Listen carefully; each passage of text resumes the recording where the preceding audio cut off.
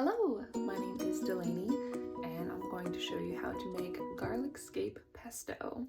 So what are garlic scapes? They are a kind of funny looking plant that grows out of the bulb of garlic that grows in the ground.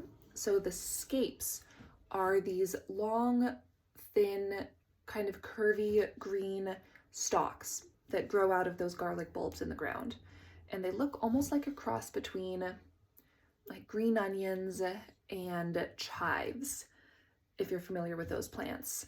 And they can be eaten raw. However, they're pretty tough. So if you are going to eat them raw, I recommend slicing them like very thin or dicing them pretty small.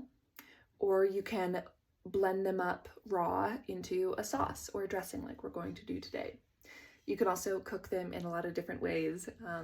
They grill really well. You can just lay them right on the grill. You can roast them. You can throw them in a stir fry. You can throw them in soup. You can do all kinds of different things. So today we're going to puree them into a pesto with some other ingredients. Pretty similar to how you would use regular garlic in pesto. But since the scapes have a milder flavor than pure raw garlic bulbs, which is the traditional garlic you see in the store, it gives a kind of grassy, herbaceous, kind of a gentler, milder, garlicky essence than regular raw garlic. So we're going to play with that today. Garlic scapes are often available only in late spring, early summer, because that's typically when they're harvested and cut away from the garlic plant in order to allow the plant to concentrate all of its growing power, its growing energy, send all of the nutrients to the growing garlic bulb underground so it can grow big and flavorful. And so often garlic scapes are only available for a handful of weeks out of the whole year. And it's great to use as much of the plant as we can whenever possible with all plants. So hopefully you enjoy using garlic scapes today. Garlic scapes have a fairly similar nutrient profile as garlic bulbs. They have a lot of nutrients, good source of vitamin C, selenium, some other minerals that we typically get from kind of root vegetables.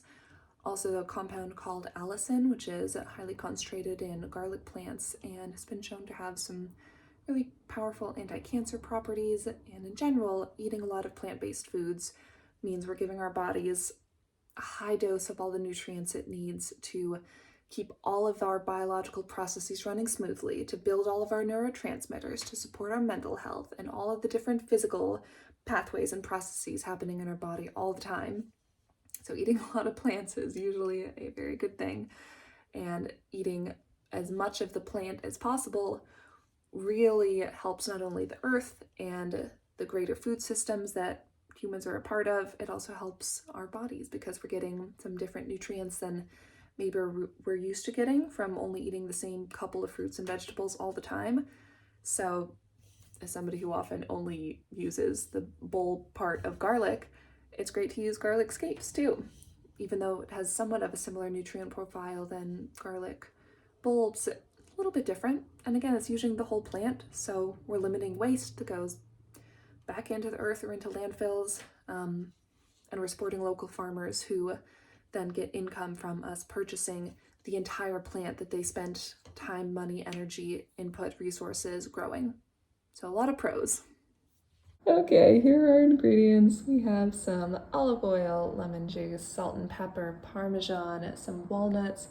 You could also use pine nuts or pecans, whatever nut you fancy, really. I just happen to have walnuts.